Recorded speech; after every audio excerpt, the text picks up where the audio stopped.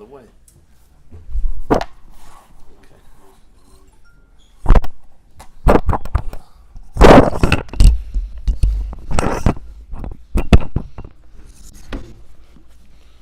Morning.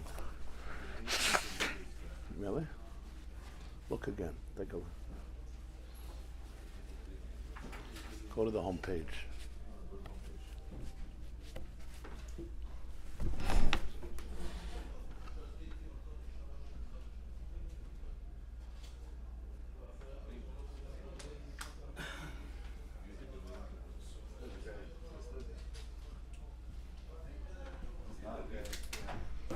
Good. Refreshed it.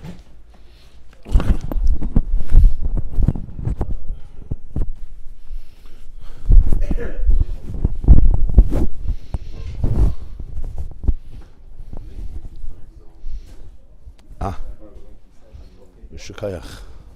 Okay. Thank you.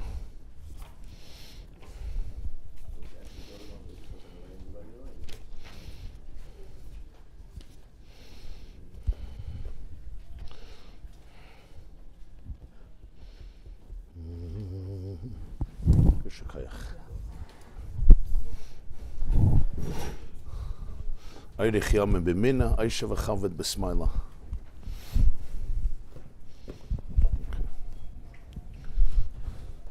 We're good. Reb Isaac, Reb Nechemia, Reb Moshe. Okay.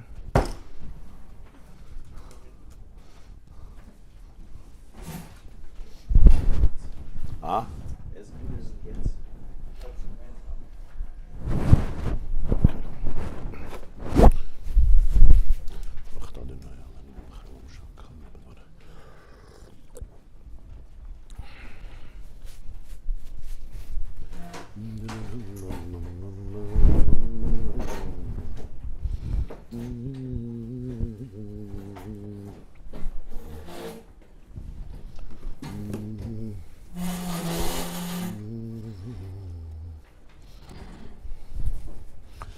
So we had two shiurim on the first mimer of Chukas and Likkutei Torah.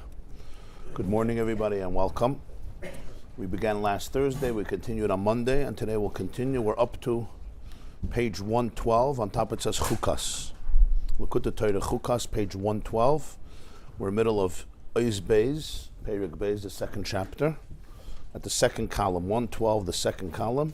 In the Hebrew, it's Nun Vav, column 4. Nun Vav, column 4. On top it should say Chukas. If it doesn't say Chukas on top, you're in the wrong Chumash.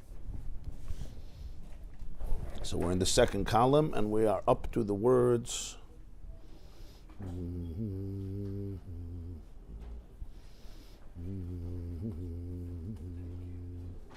Ki be'emes. Ki be'emes, 1, 2, 3, 4, 5, 6, 7, 8. Line starts Ki be'emes, 8 lines from the top. Again, page 112, column 2, 8 lines from the top. Ki be'emes kayach ha'mesava. Thank you. Huh? Yeah. So today's class is dedicated by Mrs. Frady Yanover in honor of the yahrzeit of her beloved father, Harav Rebbe Yosef Halevi Weinberg, Zechrona Levracha, whose yahrzeit is on Zion Tammuz, the 7th day of Tammuz. Yeah, Rebbe Yosef Weinberg. Those of you who used to listen to WEVD radio, you remember? So Motzei Shabbos, he had a program. He would teach Tanya. Rabbi Pinchas Teitz would teach Gemara. The next WEVD Motzei Shabbos, Rabbi Pinchas Teitz from Elizabeth would teach Gemara, Daf HaShavua. And then afterwards, I think Rabbi Yosef Weinberg would teach Tanya and give over from the Sichos of the Lubavitch Rebbe from that Shabbos. He was a great communicator and teacher, and for decades he was involved in teaching Chassidus and spreading Yiddishkeit. He traveled the world. So his daughter is dedicating this class to him. He also wrote the book Lessons in Tanya, Shiurim B'Sefer Tanya, from all his classes on the radio over the years. They made the book Shiurim B'Sefer Tanya in Yiddish, and then in Hebrew and English and other languages. Tehei Nishmas Yitzruda B'Tzrei HaChayim. May he be a good to better for his family and for all of us and all of the Jewish people, and remain an eternal source of light and inspiration. Thank you.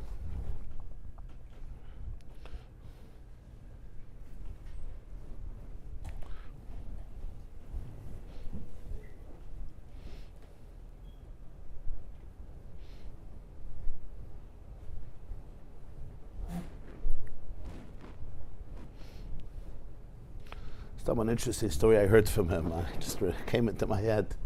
I once said from Rabbi Weinberg, a Maisa. He used to travel a lot, and so there was once a Jew who he knew, I guess, and the person had a crisis. It was a big crisis in his life. So the person called him up in the middle of the night and said he has a major crisis, if he could ask the Lubavitcher Rebbe what he should do. So he called up the Rebbe's secretary, I think it was Rabbi Chadikov, and he said, what do you want me to do? It's the middle of the night, it's late at night, and there was Yechidus that night, I think. So there were people, but everybody left already. So the Rebbe is alone in the room now to go back in and disturb him. To wait till the morning. He said, it's a crisis. So he says, nobody's there now. So take a note and slip it under the door. So that's what he did. He wrote it up the thing and he slipped it under the door. And he thought at some point, the Rebbe will see a paper on the floor. And the Rebbe did, and he gave an answer. He gave an answer. The thing was settled. The next day he felt bad. He put a paper under the door and the Rebbe had to bend down and pick it up. He felt it was disrespectful. So he wrote a letter. He wrote a note just apologizing for the way he communicates. He didn't have a choice, but he was just apologized. So the Rebbe wrote back to him, V'harezeu kol inyani uftzaheben. This is the entire function of my life, to bend down and pick up, to lift up. Befrat Zachen, and especially those and things that others overlook. But Ezel Kolinyani Uftzahib. I heard this from many years ago, so I don't know if it's mamish exactly all the details I remember, but this was the general thrust of the story. So I guess it also fits into this maimer, because the whole union of the maimer is Uftzahib, to lift up the animal soul. The chiddush of this maimer, Likkutei Torah, is not that the divine soul is holy, that we know. The divine soul is a chelik elakamemal. The chiddush of this maimer is that the nefesh habahamis, even the animal soul, which we call an animal, if you go back to the skeleton, if you go back to the core, you'll see that it's not evil, it's not toxic, it's not poisonous. And that's the big distinction he makes between chaymer and tzura. And everything in life, there's the chaymer and there's the tzura. Yeah, you remember this was the main idea of the last class, or last year. There's chaymer and there's tzura. Chaymer is, in the Rambam, in Hilchos Yesodei HaTorah, in Rambam, chaymer and tzura is usually, chaymer is the material, like the body, the physical, concrete manifestation of life. And tzura is like the tzuras adam, the soul, the consciousness, the inner design. That's one way of understanding it. Very literally, chaymer and tzura means matter and form. Tzura is a form. So the matter, and then how you sculpture the matter. You can't have a chaymer without a tzura, right? Any physical thing will have a shape. So right away, every chaymer has a tzura. But at least conceptually, there is the matter itself, which can take on so many different types of shapes, and then there's the actual shape that gets fixed. And sometimes you could change from tzura to tzura. So the silversmith takes silver, and he fashions it and designs it into a goblet, into a menorah. Or the goldsmith takes gold and designs it in a particular tzura, whatever that tzura is. But the tzura is not a chaymer. Even though in the physical world, every chaymer comes with a tzura, so what's the difference? But everybody understands the chaymer is the raw material that can take on many different shapes. Here, he's taking chaymer and tzura into a deeper place. It's all the same concept, but he's extending it to understanding everything. There's the raw energy of it, and then there's the shape the energy takes on. And it's so easy to confuse the two, because the raw energy takes on the shape. So we say that is the energy, but it's not the energy. He says those are the garments of the energy. Just like when a person dresses up in a suit or in a uniform, the person is not the uniform. The person is now living in this uniform and through this uniform. And you may wear the same attire for, and some people could wear it for years, but it's still not the person. There's the levushim. Now, obviously, the tzura is much closer to the heifer than the garments to the person. The garments, everybody knows, you just take off. Tzura is not so easy to take off, but it's the concept that the tzura is not the heifer, it's the levush. It's the way the heifer is being manifested, is being expressed. It's like the Chelam story, the Chelam story. There was a Jew, he was traveling on a train, and he had to get off on the stop, which would then take him to Chelam. So it was a night journey.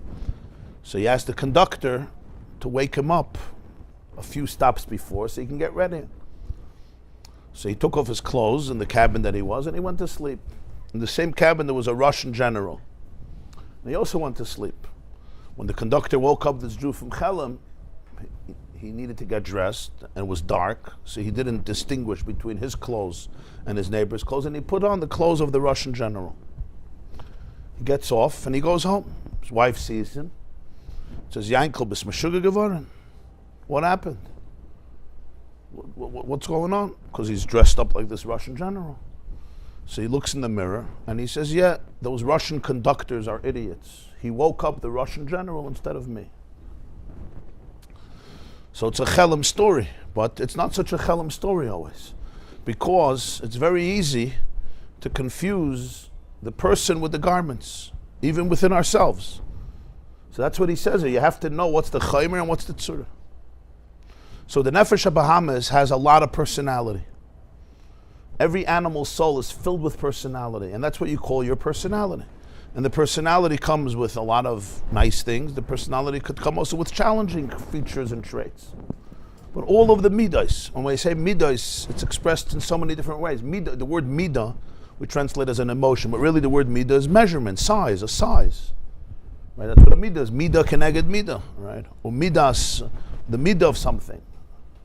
Midas halach, midas hayovish. In halach, it's the measurements, the size of something. It says michne sevad umidoy vad. It's the garment. Why are midas called midas? And one of the explanations is because that's how you measure. That's how you measure a person. Those are, but really now we understand, because those are actually the levushim. Those are the midas of the Nefesh HaBahamas. Every Nefesh HaBahamas assumes different measurements and different shapes and different sizes, like different clothes. And it's very easy to say, this is who I am. It's not. This is the shoes you're wearing. It's the suit you're wearing. It's the tie you're wearing. It's the jewelry. It's the jewelry somebody's wearing. It's the pants. Whatever the garment is. Not necessarily what you see is what you get. You're seeing the tzura, but you have to understand what's the chaymer. So a person has all these different types of midas that we develop, as we explained last week. And those midas get developed. Obviously, there's nature, and then there's nurture. And then there's how we react to the world and how we react to ourselves. And these midas come from one extreme to another extreme, and within each person itself, it's extremely nuanced and complex. One person is dealing with tremendous anxiety or a little anxiety. Another person is dealing with tremendous fear. Another person is dealing with anger. Another person is dealing with depression and laziness and apathy and indifference. Another person is just blah. Another person is emotionally detached, aggressive, egotistical. Happy, loving, extraordinary, graceful, etc. That's also part of the midas. We still have such people, yeah? Yeah. So we're talking about here spiritual content as a form, and the form is the best form it assumes. Is it the we're talking about midas? It's emotional content. What is it? Yeah. So there's the spiritual content itself, meaning the raw energy. What is behind the midah? So in reality, this person is a very jealous person, or an angry person, a confrontational person, or an arrogant person. This person is extremely fearful, or overwhelmed, or stressed, or anxious. So I say, this is my nefesh habahamis. So he says, it's not your nefesh habahamis. This is the tzura of your nefesh habahamis. The chaymer of the nefesh habahamis, the raw material, there's an energy there. There's what he calls a koyach hamisava. The nefesh habahamis has a koyach hamisava. Koyach hamisava means a koyach to crave. There's a yearning, there's a longing. That koyach hamisava takes on a shape. And that shape may become entrenched in the chaymer. The chaymer, like a hand in a glove, and that glove becomes attached to the hand, and this is the only glove I know my whole life. So therefore I think I am the glove. I'm not the glove. I am a hand that went into the glove. So you say, why did I develop this glove? Why didn't I develop another glove? So that's because of the unique journey and challenges and nature and environment and circumstances of life of the Nefesh HaBahamis, coupled with all of our life's experiences, including, of course, our own genetic makeup and the gene pool that we inherit from our parents and our grandparents all the way back to Adam and Chava. And, of course, the home we grow up in and all of the things what we encounter. And this happens all in the most formative years of a person, which that's when the Nefesh HaBahamis shapes its chaymer. Remember, you have an innocent child that already begins in the womb of its mother. And it has to adapt to a crazy world. Every sound is absorbed in the brain, every sound. All the stimuli, right? Every sound, the mood of the mother, the mood in the home. And neuro today we know this in neuroscience, how neural pathways begin to develop. We have 100 billion neurons just in this little 2-pound, 3-pound jello brain. There's like 100 billion neurons, how they fit in there. You can ask God, but they all fit in there, 100 billion neurons, just like 70 trillion cells fit into the rest of the body. They're pretty small. And these 100 billion, not 100 million, 100 billion neurons, each one has these electrical currents that carries information and gives out information, and they're all connected to each other. And they're all monitoring everything, and they develop as life develops, and I adapt to all of my experiences, and my Nefesh HaBahamis assumes the best personality it knows to assume in order to do its job. And what is its job? Its job is to keep me alive and keep me safe and try even to keep me comfortable on a good day.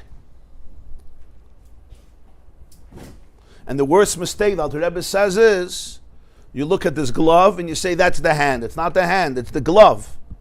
And that's extremely good news, because that means a tremendous part of Avodah is unblending, disentangling. And that's really what Avodas HaBirurim is. When people see in Kabbalah or Chassidus, Avodas HaBirurim, it's like, here we go, another level. To put it in with Spheris and Atzilus and Klippus and Kedusha and Bria and Yitzira and Adam Kadmon and Tzimtzum, boom, Avodas HaBirurim. Close your eyes and you scream Avodas HaBirurim by Shalashudas. But the truth is, Avodas HaBirurim, it's the DNA of life. It's called disentangling. Birur, right? Like Shabbos, we have the halachas of boirer. The word boirer comes from the word barur, clear, clarity. Clarity, when you select, boirer in halacha has to do with after you thresh wheat or grain and you winnow it, right? There's a concept called boirer. That means it's still mixed with pebbles, with dirt, from the field. So you have to select the good from the bad, or the bad from the good. There's boirer eichel from psilus and psilus from eichel.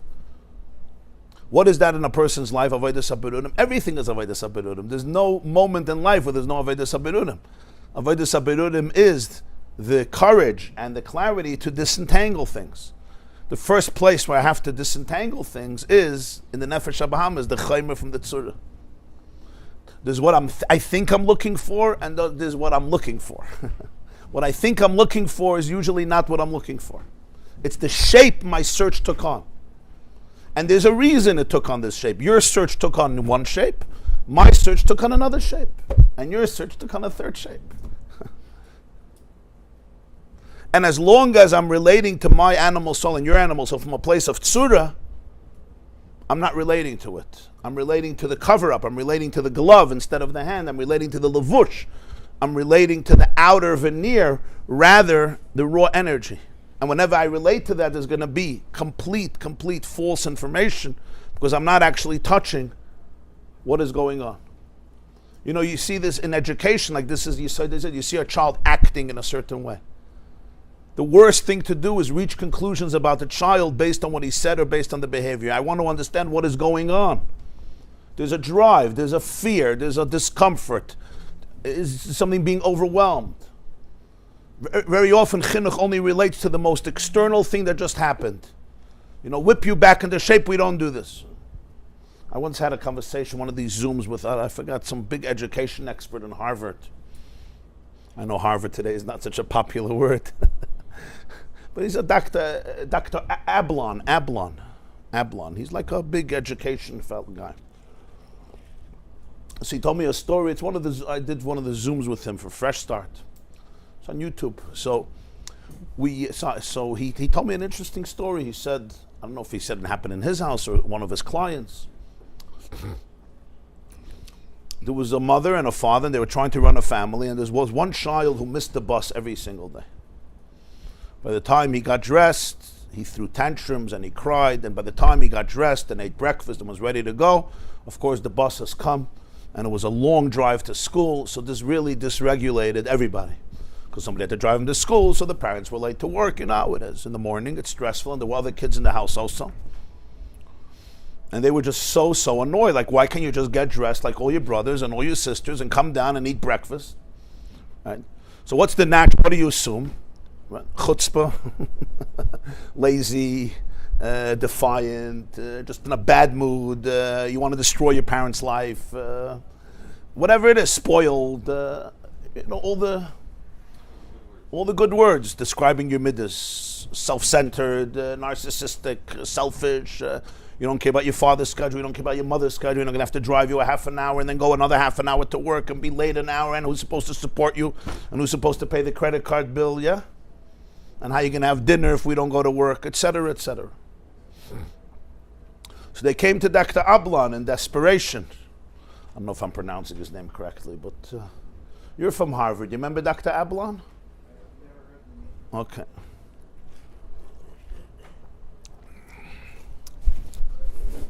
So, I mean, it's a no-brainer once you hear it, but I guess it was a brainer. They probably had to pay a lot of money to get an appointment. And he said, why don't you talk to the child? And why don't you ask? Don't just be curious and find out. In a calm moment, when everybody is calm, just ask. Ask about it. Why ask? Did you ever do that? We assume. So they did that. It turns out, what happened? It turns out that when he gets up, so he sleeps upstairs. His parents are already downstairs. The other kids get up a little earlier, so they're also downstairs. So he's upstairs himself. And he tells his mother he's scared to be upstairs himself. And his clothes are upstairs and doesn't want to be there himself. So he comes down in pajamas because he doesn't want to be upstairs himself. So his mother says, so what happens if in the morning I take your clothes and I bring it downstairs so you can get dressed downstairs? He says, that's fine. And that was the end of the story. And he was on time for the bus. Okay. A simple story. But what does it show you?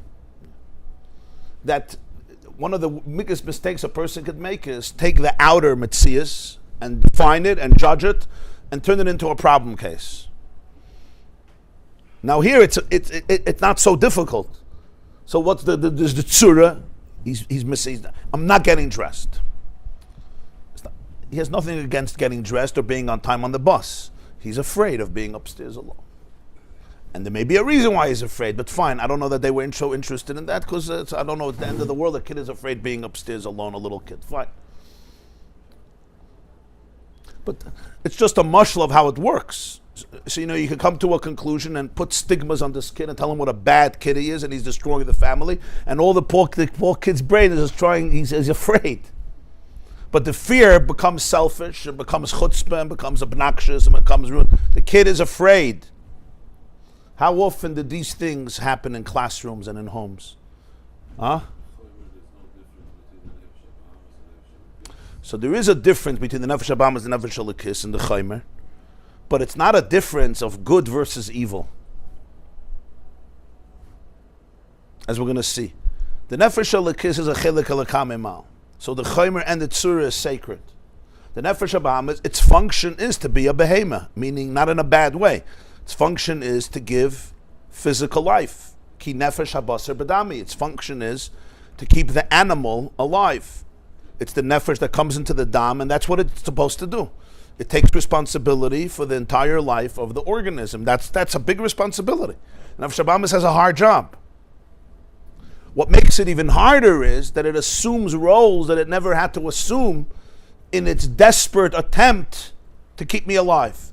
The nefesh habahamis needs to make sure I go to the bathroom when I have to go to the bathroom. I digest the food when I have to digest the food. There's a blood circulation. The temperature is fine. There's enough to worry about. This body is a very, very complex being, and that's the job of the nefesh habahamis.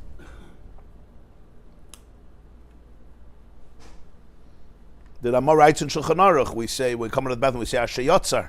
Nekavim, right?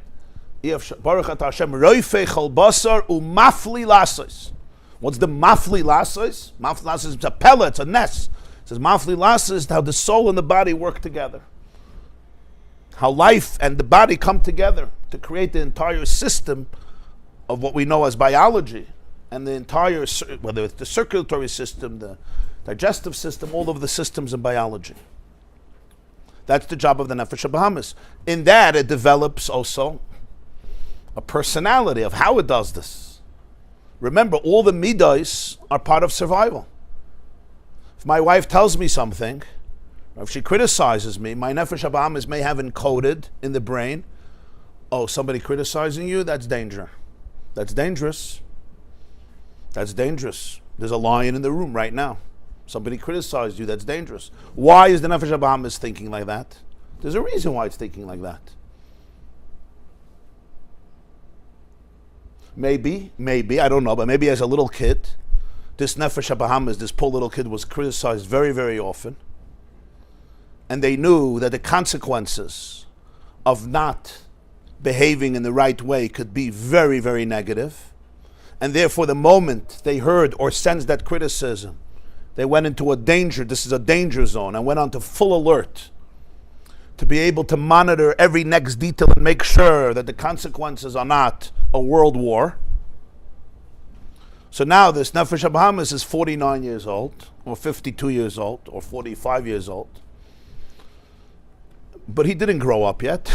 I mean, he's still doing that. Suddenly, you criticize me, and it's reminding me of that, even though it has nothing to do with this person.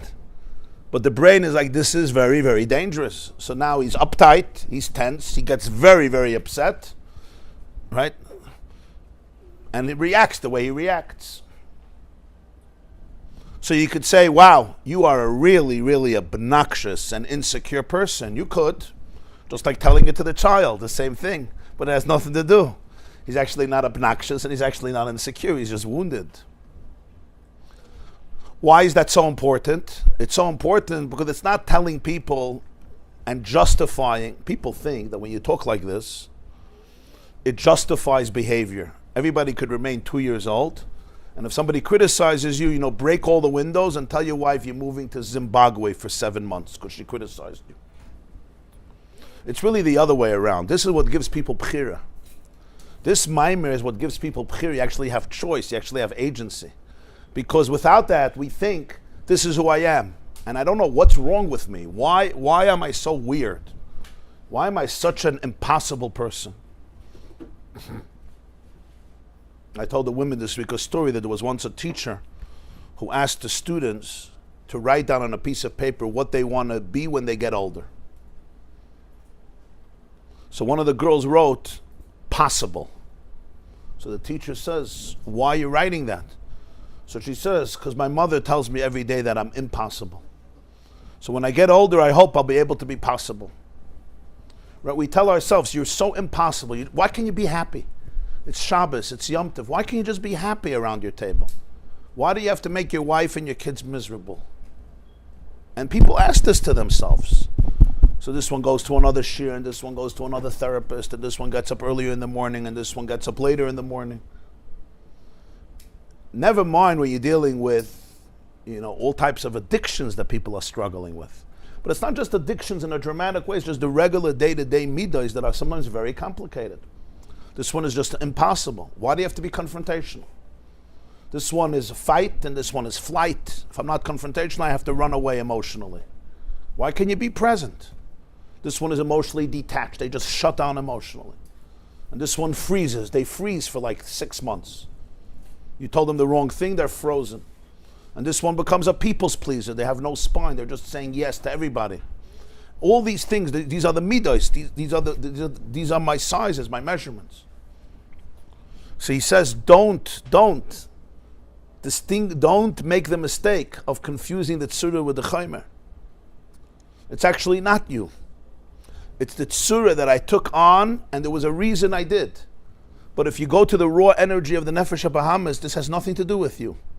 It's a coping mechanism that we develop, and all of us develop thousands and thousands and thousands of coping mechanisms in different situations. And you have to say that the nefesh habahamis is brilliant, and we live our lives that way, and we often have a hard time challenging it because this is who I am. What do you want? And it's taka who I am, but it's not who you are. It's the tzura that the chaimer took on, and I get that. And the whole idea that he's discussing in this mimer is that when a person could start unblending, disentangling, birurim, it's a whole different world. You actually don't need this coping mechanism anymore. You could thank it for 30 years of service, 40 years of service, 50 years of service, maybe 70 years of service, if you're lucky, and you have this awareness, maybe 90 years of service, and then say, and now you're dismissed, I'm going to give you a good pension.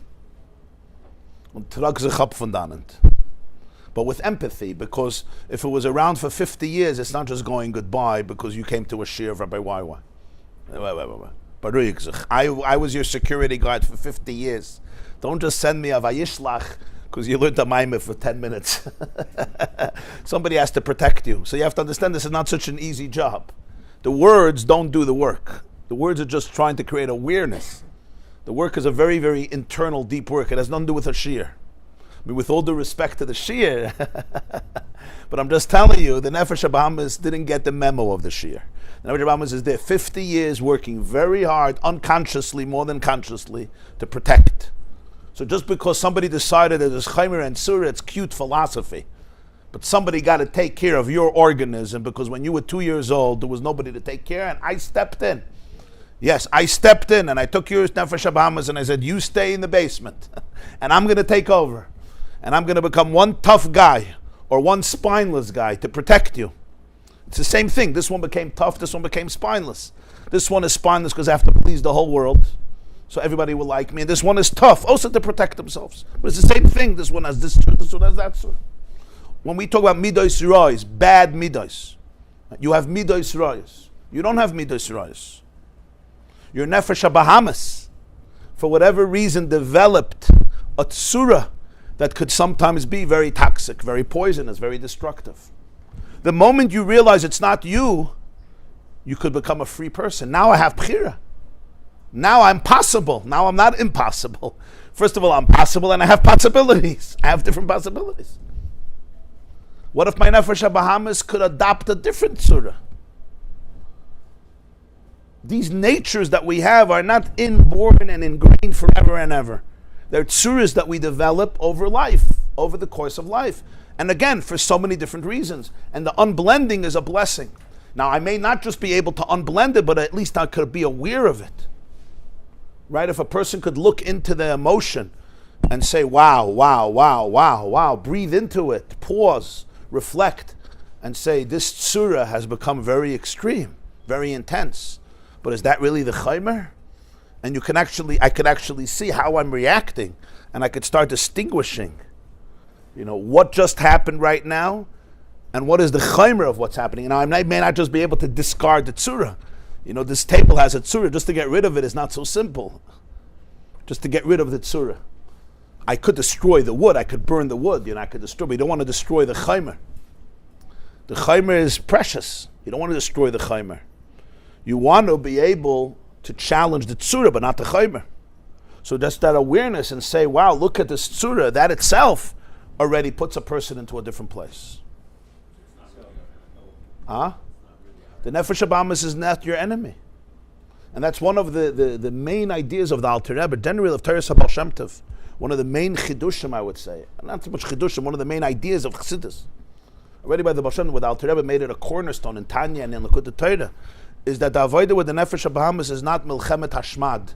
It's not a war of obliteration. It's not lahashmid larigol abed your Nefesh Abahamis. It's an educational avodah. It's enlightening it, it's educating it, it's pedagogical. Pedagogical means you're not here to destroy a part of yourself. I'm here to unblend the parts of myself that have become attached to myself like a dibuk. And I label myself with them, but they're only labels, and those labels may be deep. But if I can disentangle, you could see that your Nefesh Abahamis is actually a very, very beautiful and cute and adorable and holy animal. V'yifanim v'chayis HaKodesh. Chayis HaKodesh. You can have holy animals. The Nefesh Abahamis is actually a very, very innocent, beautiful, adorable, cute little animal. That's what he's going to say, where it comes from. It's going to be the next piece. I mean, it's a great story and good awareness. So is there a way to get to engineering part, the engineering of the soul? So for example, that's a good question. So what I hear is that we have different types, different programs that can be executed, and we override whatever we override, certain raw instructions. Is there a way to debug our code? Wow, that's a beautiful question. And say, okay, I'm on this node, so it's the real Koach HaMisavit is this one. Right. So, and then identify, because otherwise we're just going to be talking about it. Right. So is there a way to get to engineering, like to 7 notes on the piano? So can we get to 7 notes of emotional instructions, or whatever we call it, The chaimer. the variations of the homer, so we can identify them every time and say, okay, this is note chesed or whatever, A, B, C, D, E, F, G, whatever we... Yeah, it's a great question. Can we get to the engineering part of it? Not just the words and the knowledge. They say from the Chassidus Rebbe once said, I shared this with you once, as me brecht a taiva, wird von eine zwei. Right, when you break a taiva, so now you have 2 instead of 1.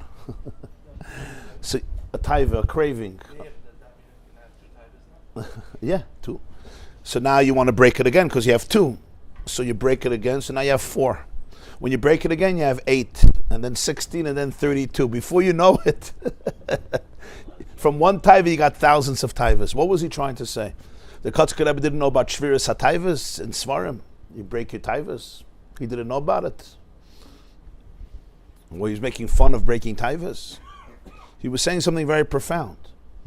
He was saying, if the focus is breaking the taiva, you know what you're going to do? You're going to have more taivas. Like with the frog, you know? You know when the Egyptians decided to hit the frog and more frogs came out? The Stipler Gon once said, the Stipler in Bnei Brak, he once said, understand, they were intelligent people. You're hitting a frog once, yeah, and more frogs come out, so stop. He said, but that's what happens when people get angry. I will destroy the frog, but all the frogs are destroying you. I don't care, I'll destroy the frog. So I get angry at this taiva, I'm going to break the taiva. You just made 2 taivas. Why? So I don't know if most people understand what he was saying, but it's very, very profound. Breaking the taiva is actually reinforcing the reason you developed this taiva. Much more than that. Why am I breaking this taiva? I'm breaking this taiva usually. Why am I breaking it? Because I'm such a bad person. I'm such a sick person. I'm such an ill person. I'm such a disappointment to God and to the Jewish people and to truth. So I'm going to break it. You break and you destroy things that you hate. That's what we break. Right? You're supposed to break Avodah Zarah. Shaka is to shakta,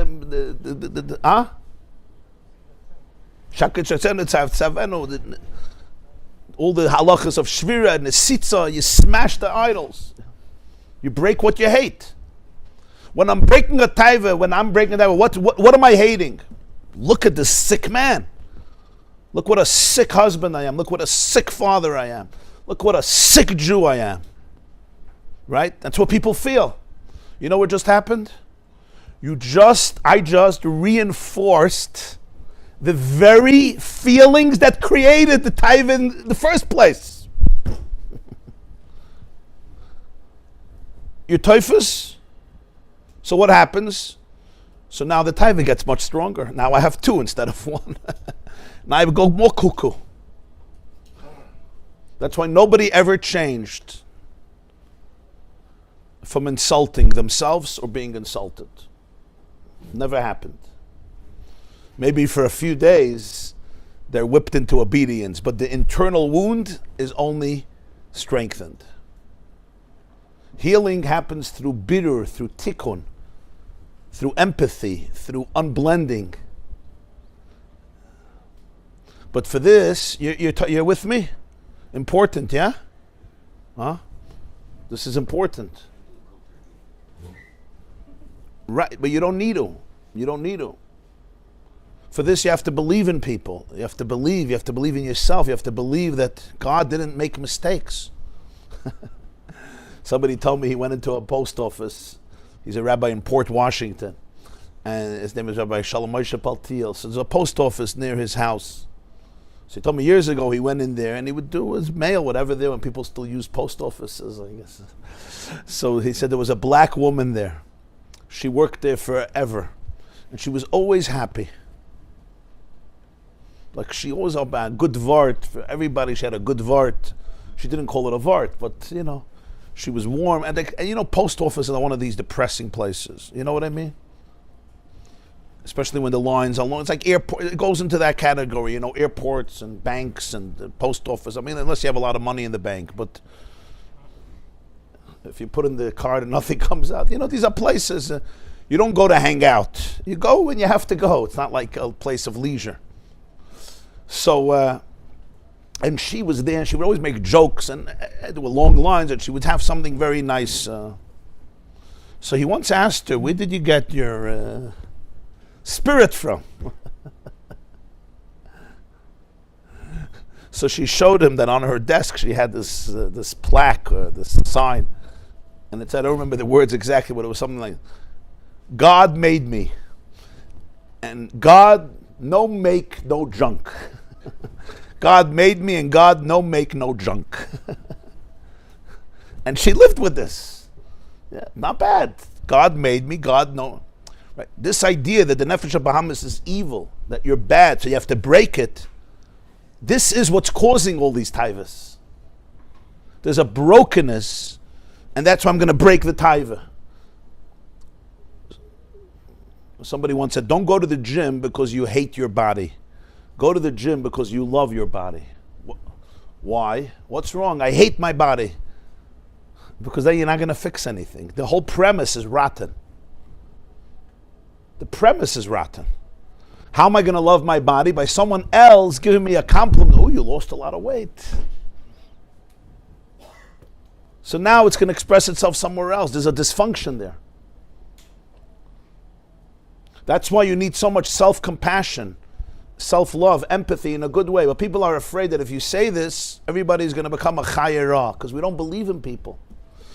When you believe that your child is a chayirah, then if you tell people how good they are, they'll all become chayisras. They're going to all take advantage from you. But the whole yesod of Yiddishkeit, and especially of Torah Sabbath, is no, we believe in people. God believed in you. You could believe in yourself. God made you. He don't make no junk. In a way, believing that you're junk is kfirah. It's the worst form of kfirah. We talk about kfirah, apikursis. Talk about apikursis, people don't believe in God. You know what even a deeper form of apikursis is? You don't believe that God knew what he was doing. You don't believe in God's creation. You don't believe in God's people. That's also apikursis, maybe even deeper. Because I don't believe in God, fine, figure it out. When you don't believe in yourself, you're basically telling God, you know, you made a horrible, horrible mistake. Believing in yourself doesn't mean believing that everything I say is perfect. Doesn't mean I don't have no flaws. Doesn't mean I don't have to work on myself. On the contrary, that is the deepest work. The deep, people grow most when they realize how good and powerful they are. That's where they grow. Because that's where I can let go of all these stuff. I don't need it. I don't want it. I don't need it. I'm carrying suitcases that don't belong to me. It's like in the airport, somebody comes over to you and gives you 8 suitcases. It's hard enough to take my suitcase and my carry-on and my tefillin bag. It's oicha shlep. Now somebody gives me 8 suitcases. And I'm responsible for them. And there's also a washing machine on one shoulder and another washing machine on another shoulder. And when I realize these are not my suitcases, they're not my washing machines. Feh, have a good day. I have a choice. I have choices now. But if I think I am these suitcases, they're mine, they're essentially mine. So now what are my choices? My choices are how ashamed I am of myself. So this is where a person really becomes a person who has agency, who has freedom, who can distinguish and say, this has nothing to do with me. I could liberate myself from this. That's not breaking a taiva. It's disentangling yourself from the taiva. And there's no exception. This is not a joke what he's saying. This is every nefesh habahamis. So you say, what do you mean? But it says in all this form the nefesh habahamis is evil. He's saying, yeah, the levushim could be very evil. I could be doing very horrible and stupid things. He calls it levushim tsoyim, levushim of excrement.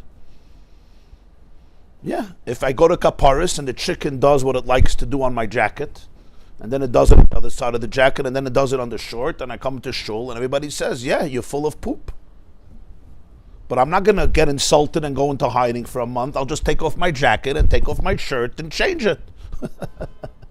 Right? But the same is true on a deeper level. The levushim tsoyim has nothing to do with the core of the nefesh habahamis.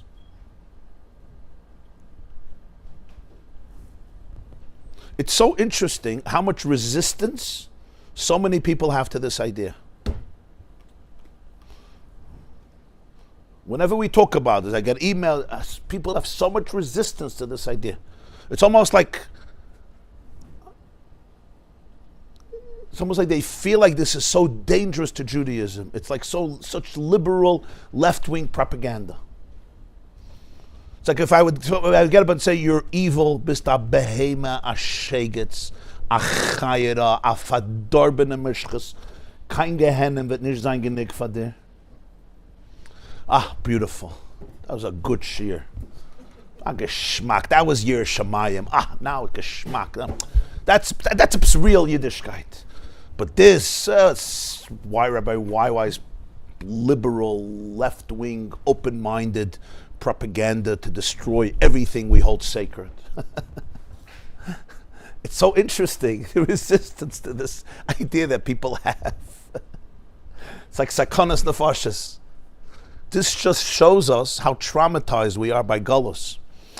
This just shows us why Yiddishkeit becomes so negative for people. It's so entrenched that when you speak another language, nobody believes you. They think like you're cuckoo. You got this from some atheist who wants to destroy all of Judaism. Like people. So now you see what Geula. Geula means just the notion that God is not trying to destroy you. That life is about love and oneness and bliss. But we become so used to the messages. This is where Judaism has to be disentangled. You know, the Nefesh Habahamis has to be disentangled and Judaism has to be disentangled. How much of Judaism is the heifer and the tzura? Same thing. You know, there's God, the heifer of God, and then there's the shape that God takes on in my house, in my school, and in my psyche. And that shape that God takes on could be a very, very toxic tzura. The same is true with tefillin and with Shabbos and with learning Gemara and with mitzvahs loisus and mitzvahs essay from Yom Kippur to davening, mincha and ma'ariv and shachris and all else. There's the chaimer and there's the tzura. Very good.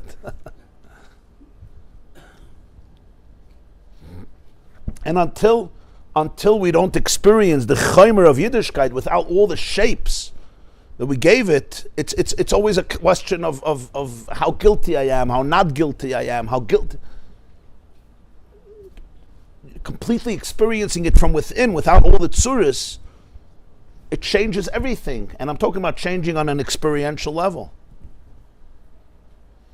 It's like, imagine you wake up in the morning and say, wow, I get to daven. Wow, what a gift. I have an opportunity to daven today. I'm so grateful I could daven. You're looking at me like I'm a meshugana, right? I had a friend in yeshiva. He was a very, very edel person. So we were sitting one night and schmoozing. It was late at night, and after the Seder by night. So he's like, it just came from nowhere. He says, I can't wait till tomorrow morning. It's not usually what a bacher says. I'm like, what's tomorrow morning? He says, I can't wait to say, Hoidu Lashem, Kiru Vishmai, Haidiu V'amim Alilaisaf. His name is Mendel Rubin. He's a shliach in Albany in university. He was 18 or 19. There was such a, that's what he said from nowhere. It's not like I have to, I get to. I have to take my kids to the zoo. You don't have to. You get to take your kids to the zoo. I have to make Shabbos. You don't have to do anything. You don't have to do anything. You could buy everything in Glaubers. I mean, your wife won't look at it, but you can buy it. No, the food is good, but she just likes, everything healthy. You don't have to. You get to.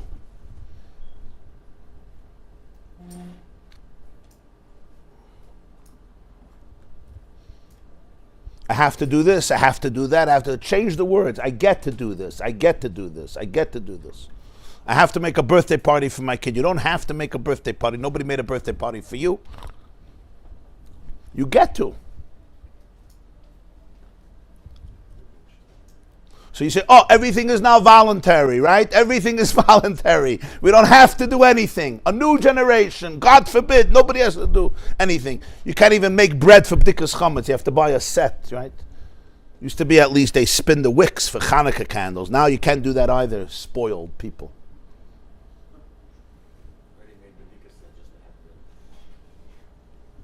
Even the word have to, it's how you say it. What's Kabbalah Sel Malchus Shemayim? Is Kabbalah Sel Malchus Shemayim the burden of the century? It's like Nebuch, this is where I was born. Or is Kabbalah Sel Malchus Shemayim the greatest gift in the world? To be able to be aligned with truth. So in everything in life, we have to be able to disentangle the chayma from the tzura. So whenever you're dealing with a nefesh Bahamas, there's what I want in reality, in practicality. And then there's the energy behind what I want. And there's never, ever a tzura without a chaymer.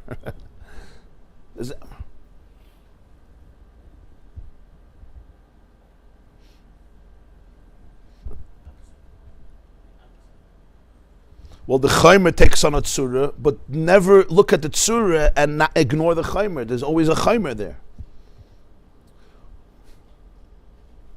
Or as he puts it in the other language of ancient philosophy, of Eish Ruach Mayim Afar, Hakal Hayim in Afar, but nothing looks like Afar.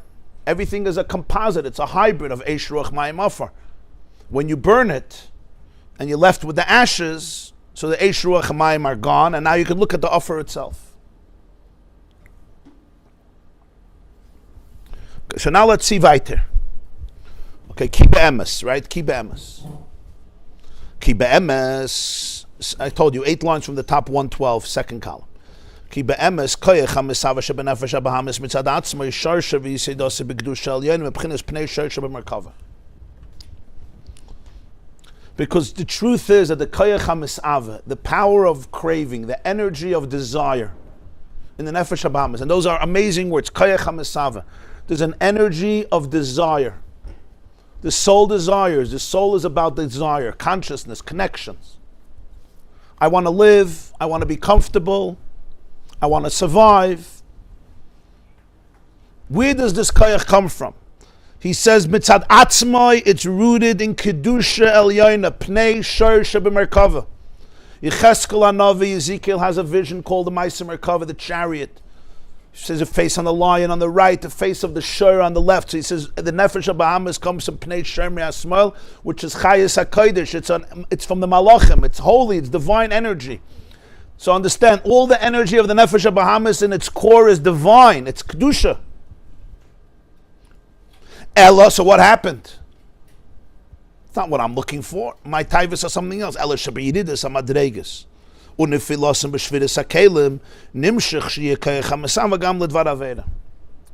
get lost in translation. The energy from the Pnei Shur evolves and devolves.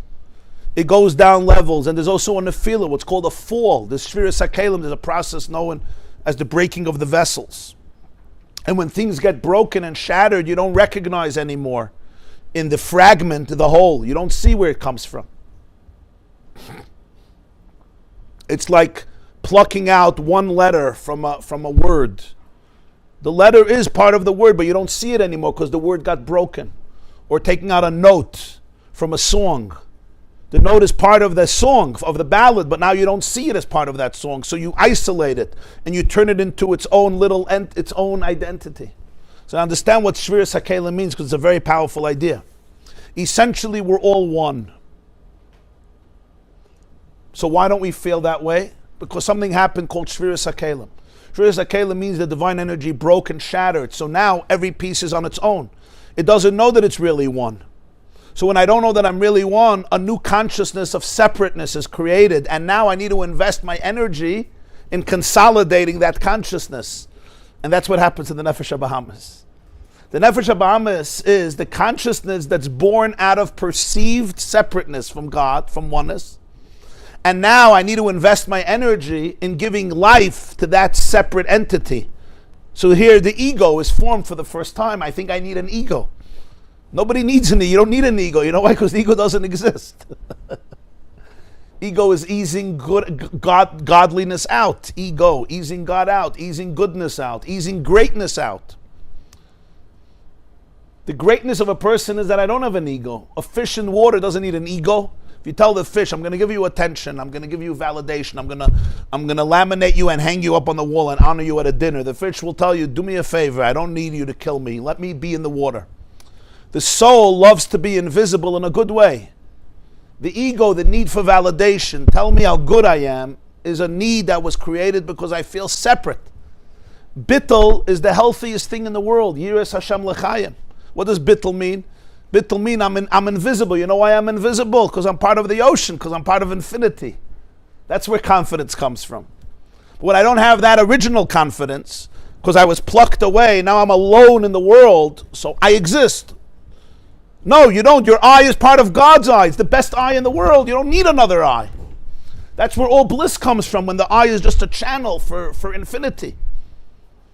Our greatest moments in life is when we lose self-consciousness, when you melt away in the ecstasy of infinity. But the Nefesh HaBahamas is born in a consciousness of separateness, so now I invest all my stocks into that and I have to build it. So everybody's figuring out how to build their ego. So one person builds it by doing whatever they can to become a celebrity. This one gets it, this validation, that validation, that validation.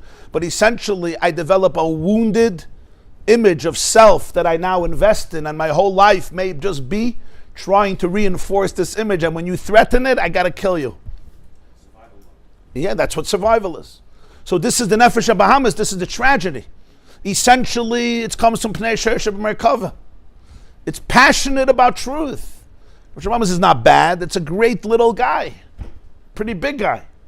But there was a Shviras HaKelim. So now suddenly its taivas could be to the stupidest, most destructive things that are not even going to help it. But that's not the pure energy of it. That's what becomes of it because of the process of life. Yashuv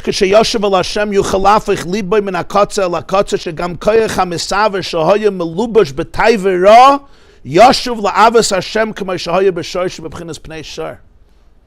Therefore, I'm not afraid of your toxic love. That toxic love, look at the energy of it. You're looking for love. You're looking for connection. You're looking for attachment. You're looking for somebody to say that you exist.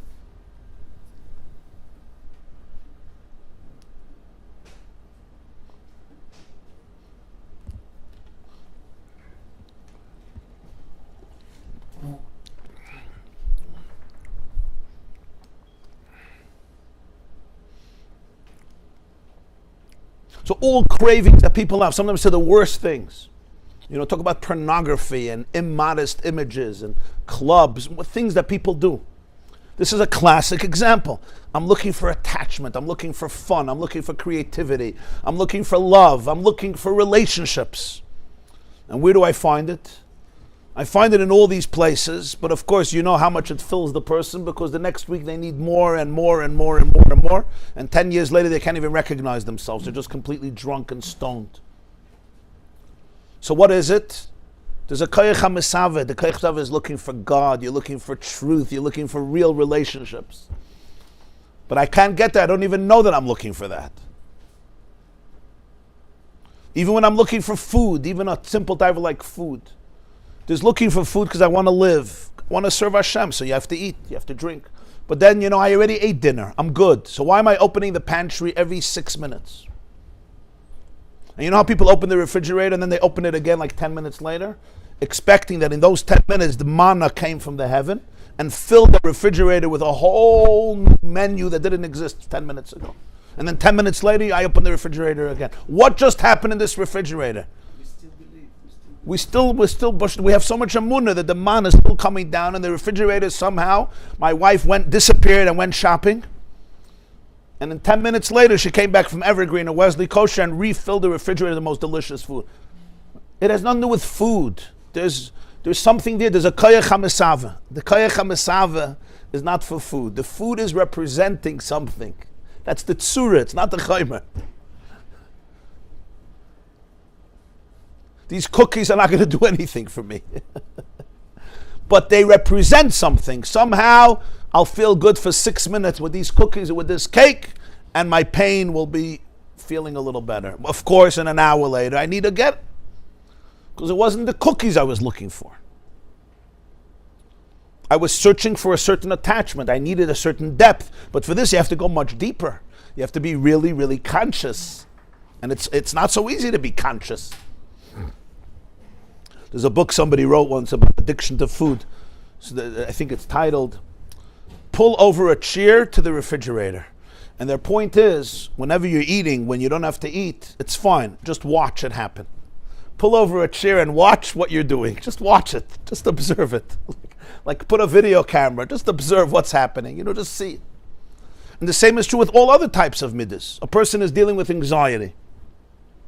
That anxiety is a reaction to life. The Nefesh HaBamas is saying now we have to be anxious. The mitzvahs hayoim is to be anxious. Especially the Shoshana, Yom Kippur, Elul, Sukkot, Pesach, Shavuos, those are the special mitzvah to be anxious. But even on a regular Thursday, it's not such a bad thing to be anxious. That's mitzvahs hayoim. The Nefesh HaBamas is getting something through this anxiety. It's not doing it for no reason. It's getting something through this anxiety. Usually it's protecting itself from something very dangerous. That's the tzura. What's the chaymer? The chaymer is not anxiety. The Nefesh HaBamas is not anxious. The Nefesh HaBamas comes from kedusha. It's not anxious. The chaymer is there's a certain longing. There's a certain discomfort. There's something that's bothering it. I'm yearning for it. So he says, whenever you can do that, you'll see even the most avera. It's a toxic love. That ava could be avas Hashem. Think what he's saying. That ava is not bad. It's pure. It can become avera, no question. So think about it. You're looking. That's how you look at a Jew. That's how you look at a person. You're watching somebody who has love to crazy, even horrible things. And the Alter Rebbe says, look at the pnimius, and you could see there already the potential for avas Hashem. That's what Hashem told Shmuel Hanavi. Al tabeit el mareu. He wanted to anoint Yishai's oldest son Eliyav as a melech. Al tabeit el mareu. Ki ha'adam yireh le'nayim v'Hashem yireh le'levav. Person sees the outside, God sees the heart. On a deeper level, what does that really mean? Einayim doesn't only mean I see the physical. I see the taiva, what it looks like. Alter Rebbe says, look at the chaymer, look at the pnimius. That's a whole different world. It doesn't take away from the fact that the external facade may be very toxic. But it's an invitation to be able to identify what is the real search for.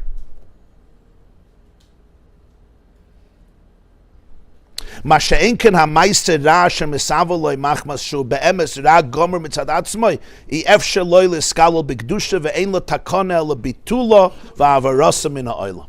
But you have to realize, the meiser hara, the negative action itself that the person wants, that I can't bring back. I can't bring that into holiness. The only takana is, like Chazal have an expression, shvirasan zui takanasa. Like by clay cheres, earthenware, there's no tar in a mikveh. Because it's so porous, the tumah goes in everywhere. So shvirasan zui takanasan, by breaking it into pieces, now it's fine. Now you can put it back together and create a keli. So he's using this example. The ra that I'm involved in, the energy behind the ra, that can become holy. That can become Avos Hashem. But the thing that I'm actually blended into, don't think that that could be sublimated. You see, this is the key difference between moral relativism and emes. Yeah, the Maisa itself is there's nothing you can do with it. You got to let it go. You got to stop it. You have to stop the bleeding.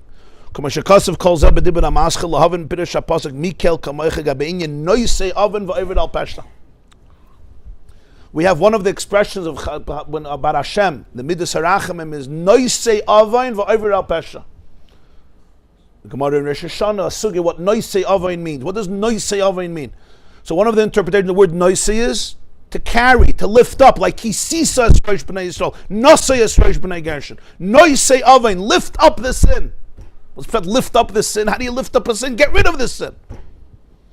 So that shita Noisei means Koivish Avain, Yichbesh Avain Esena. Rosh Hashanah, Yud Zayin, Yud Ches. Noisei, lift up. He says, now we understand. Lift up, there's an energy inside the oven that you have to lift up. You have to bring back to the source. The person, in every sin, there's two parts. There's the tzura and there's the chaimer. The tzura is the actual aveira. That you got to let go of. That's what tshuva is. You have to let go of that. But there's an energy, there's something I was getting from it. That, don't break, don't destroy that. Noisei. Lift it up, bring it back to what you really want. Bring it back to its source, and you'll see that that very love, that very passion can be directed towards Kedusha, towards Avos Hashem. That's Noisei Avon.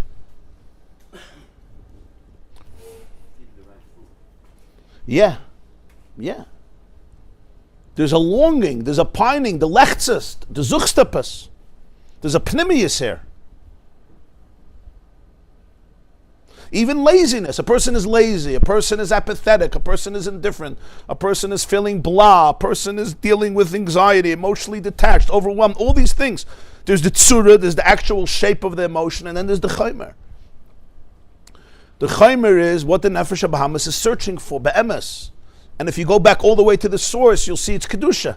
It came down through Shviras HaKelim, so therefore it's hard to recognize what it is. There's all the circumstances of life that turn it into what it becomes.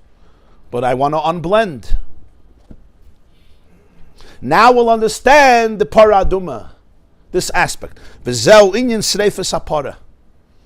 This is the concept of burning the para. Well, remember, what's the para? The cow and the person, the Nefesh HaBahamis. Sheyishar rak heifer, sho inyan etzem amidas the Nefesh HaBahamis. Dainu b'chinas koyach hamisava al derech mashal. Kanal shehu hachaymer hapashat. Aval hatzure v'alavushim tzayim sheikoyach hamisava melubish ben yuchelfim v'kolam legamri. So burning the para represents allowing the eish, mayim, and ruach to dissipate. And you remain only with the afar, with the heifer, representing the core of the midas of the animal soul, which is the koyach hamisava, the chaymer pashat. But the tzura, what's the tzura? Tzura is all the levushim tzayim, all the dirty excrement, all the unclean garments, which is what the koyach hamisava is dressed into. This I let go. Dahainu shelo yiyeh koyach hamisava melubash behen oid. Don't allow your koyach hamisava to be hijacked, to be abducted by these garments.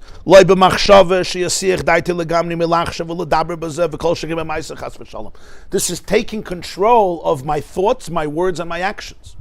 Because thoughts are levushim for the koyach hamisava. Words are levushim for the koyach hamisava. Actions are levushim for the koyach hamisava. The thoughts are not the Kayach HaMasava. They're the Kalim. They're the containers of the Kayach. I'm thinking out of these thoughts. Whatever those thoughts are, I'm overwhelmed. I'm angry. I'm jealous. I'm resentful. I'm sad. I'm feeling all this guilt. Those are thoughts. Those are oisius. They're kalim. They're not the energy. They're carrying energy. Somehow these thoughts are doing something for my animal soul. There's no question. No thought is born in a vacuum. Every thought is born from an energy, from an emotion. A car needs gas. Thoughts also have gas. There's something giving life to thoughts. You told me something, I now go into this whole tirade of thoughts. There's some awareness, there's some emotion that's behind every midah. Behind every machshava, there's a midah, there's a neshama. The same is true words. And of course actions. So these are all kalim. Machshava dibur u'maisa are kalim. They're tsuris, they're not chaimer. What is behind the thought? What is behind the thought? You know, think in terms of parenting with children. You could see this your child says something to you, disobeys, says something chutzpahdik, ignores you. Whatever happens in your house, never. You should be giving the class. I told you already. You give the class.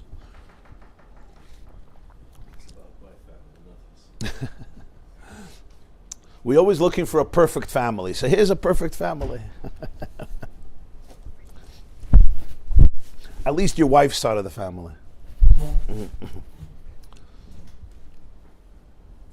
So now when we think about this, right, we have the chaimer, the tzura.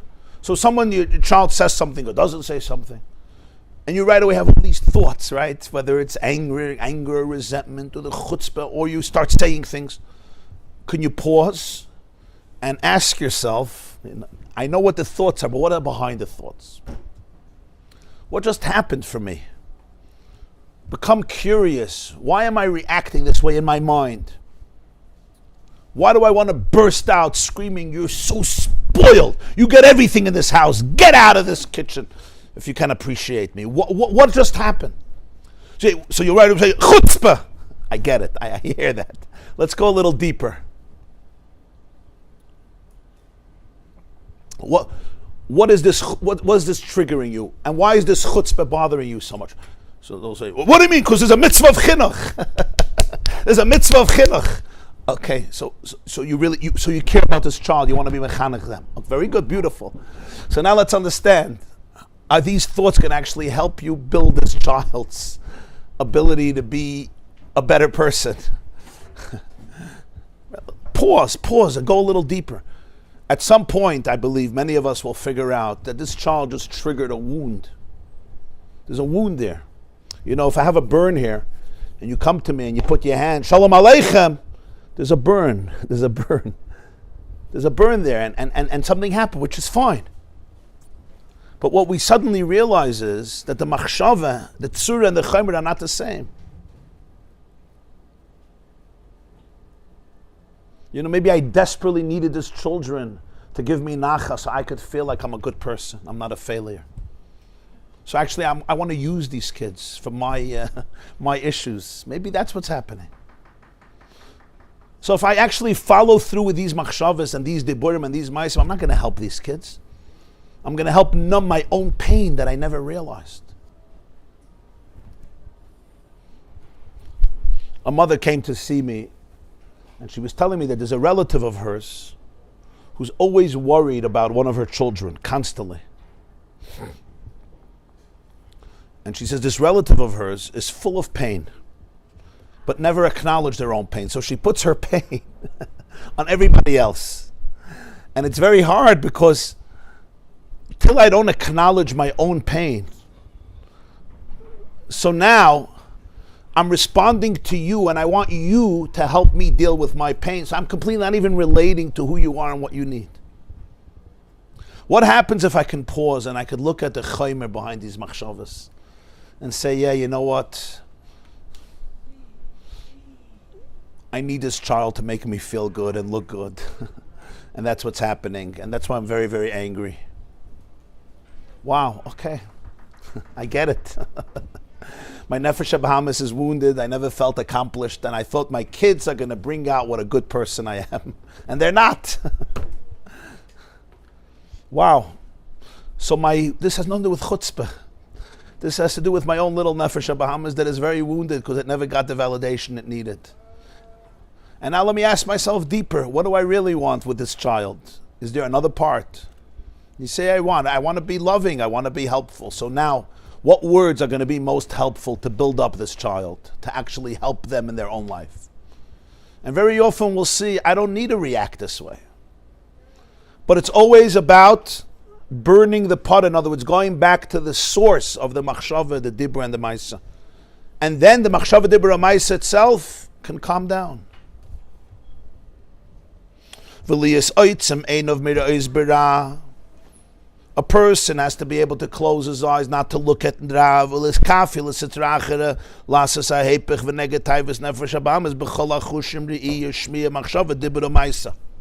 have to stop the bleeding. I have to discipline myself. Whether it's seeing or re'iyah, shmiyah, seeing, hearing, machshava, dibur, maisa. Because if I don't do that, if I don't disentangle myself from these things that I'm looking at, from these things that I'm hearing, from these machshavas, dibur, maisa, I can never disentangle. So the first thing is you have to stop the bleeding. If I'm continue to be enmeshed in this behavior, I'm never going to be able to begin to disentangle. So the first thing is I have to take control of my life. This is called iskafia. I have to take control. You can't even begin to know your nefesh Bahamas if you're enmeshed in these behaviors, in these thoughts, in these words, in these actions. You say, yeah, but I'm really holy. You're really holy, but you're never going to know how holy you are because you're completely hijacked. So this is a very critical step. The critical step is stop the bleeding. Before we identify the infection inside the body, which is causing the bleeding, we first have to stop the bleeding, because if not, by the time we find the infection, you could call the Chevra Kadisha. Emergency room is not a place to heal infections, it's a place to stop the bleeding. That's the first step. If my nefesh Bahamas is going crazy, I'm looking at whatever I want to look, I'm hearing whatever I want to hear, every taiva is going in that direction, it takes me, machshava dibra maisa, then there's no beginning of any, then you can't heal. There's no disentangling, there's no avodas haberurim, because it's completely one big mess in shalom. So this is a very hard part. It's only when I start this disentangling and practicality that I could then start searching for what the core of the issue is. That's what he says.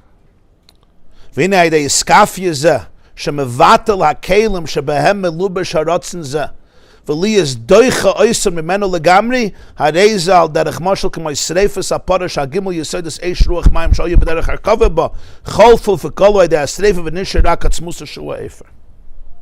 This is called iskafia. What's pshat? It's called iskafia. That the person is mevatel the kelim. The person is mevatel the kelim. Which kelim? The kelim in which this ratzon is melubash. The containers which carries this ratzon. So I burn the part. I push away the kelim, meaning I'm not going to allow these vessels to capture my animal soul. That's like burning the para. Kach keshenifredu alavushim tzoyim machshava dibra ma'aseh da isur min nefesh habahamas v'nisher rak etzem koyach hamesava de nefesh habahamas kashehu ba'atzmusay ve'einoi murkov v'melubash b'machshava dibra ma'aseh de isur v'zeu b'chinas ha'eifer. I have to get to the core of the energy. The only way is if I completely unblend it from all of its expressions. And it's hard because it's so used to running into these places. These are the kalim. This is the tzura. Can you take it away from these shapes? This is not an easy part. Because if I disentangle it, now you could look at the ashes themselves. Then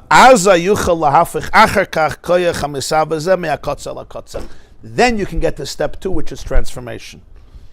Give me a second. You ready? Okay, I'm going to come now. Okay, bye.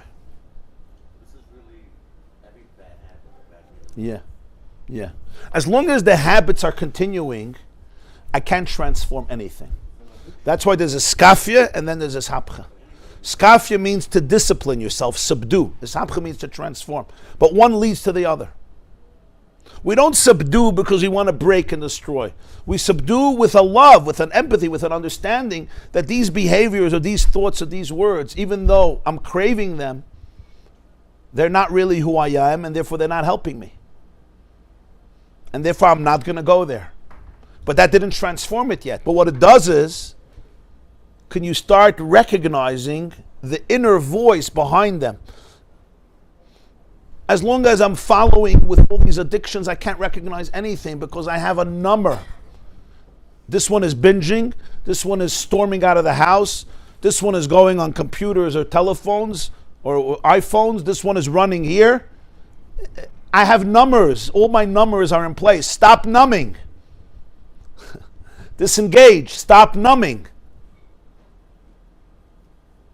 And then you could start feeling, I want something, I need something. Oh, what do I want? But that's very hard because we right away, our Nefesh HaBahama has developed all these shapes. So now, we know what you want. Just do this. No. This is where a person needs to be able to put a break and say, I'm not going not to this machshava, not to this dibur, not to this maisa. I'm not going to go into these unclean garments. And then when I could separate that, now the next stage happens, and that's where the amazing magic of transformation happens, where the koyach hamesava can actually be reoriented. And it's an incredible thing. But it'll never happen without iskafia. Iskafia is not repression. Iskafia is the awareness that this is an external part that has hijacked me, and therefore I'm not going to fall prey to it. But I want to. I understand that I want to. This is my coping mechanism, but I'm not going to go there. With thoughts, it's sometimes the hardest, because actions, you could say, okay, I'm not going to do this action. I'm not going to go to this place. But thoughts, how do you stop thoughts? But it's the same thing, really. Thoughts are also actions. We don't think of it that way, but thoughts are actions. There are different types of actions, but they're active and actions. It's with compassion to be able to look at these thoughts and not allow ourselves to go down that rabbit hole. Watch the thoughts, but don't become part of those thoughts. It's like almost having compassion. Wow, you are very anxious today. Wow, these thoughts are so, wow. It's almost like somebody coming to me and saying, I'm thinking that I want to kill you. I'm thinking that I want to burn down this place. I'm thinking that I want to do this. And I'm like, wow, these are intense thoughts. Could you do that to yourself? Wow, these are interesting thoughts. These are powerful thoughts. I'm sorry that this is where you really are going. Like this is where you really feel you're going to be protected. It's almost like, it's like quarantining them. You're not your thoughts. No, these thoughts are reality. They're not reality. They're the kalim for a particular ratzon of the Nefesh HaBahama, an energy that's somehow getting its life force through these thoughts. That's the tzura. So you're restraining them? That's the first thing? Yeah, I wouldn't use the word restrain. I would use the word being aware of what they are and having compassion and empathy for them, but not allowing them to define you and taking your whole essence with them. It's like almost watching a current, and it's painful because these thoughts are very, very active. And I have to expand my vessels to make space for them with empathy. I have to make space for them because right now I can't get rid of them. But what I could do is I could put them in the context. I could put them in the context of a Nefesh HaBahama that is looking to these thoughts in order to fulfill its desire, but these thoughts are not helping it. It's not what it's really looking for.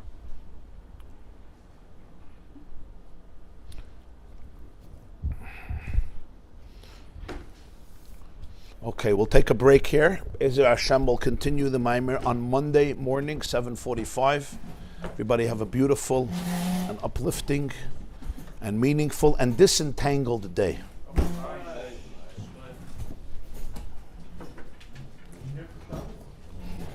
I'm here for Shabbos, Be'ezer Hashem, yeah. Matzlachet, Rebbe.